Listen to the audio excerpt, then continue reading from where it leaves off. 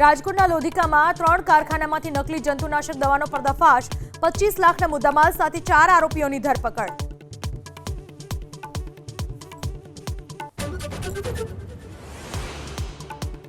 ગીર સોમનાથમાં ગુંદરણ ગામમાંથી ઝડપાયેલા નકલી દૂધના તાર તાલાળા સુધી લંબાયા.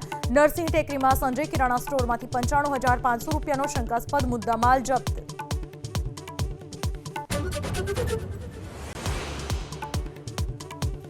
સુરેન્દ્રનગરમાં ખાખરાથળમાં ગેરકાયદે કોલસા ખનન મામલે કાર્યવાહી. મામલતદારે દરોડા પાડીને 1 લાખનો મુદ્દામાલ કર્યો જપ્ત. ખનન માફિયાઓમાં ફેલાયો ફફડાટ.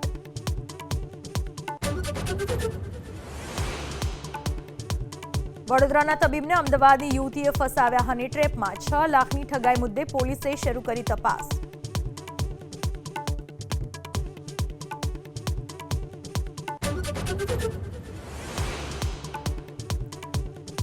બરોડા ડેરી નિયામક મંડળની ચૂંટણીમાં મતદાન શરૂ. સવારે 9 થી બપોરે 3 વાગ્યા સુધી મતદાન. સાંજે 5 કલાકે પરિણામ થશે જાહેર. 4 ઝોનમાં 8 ઉમેદવારો વચ્ચે જંગ.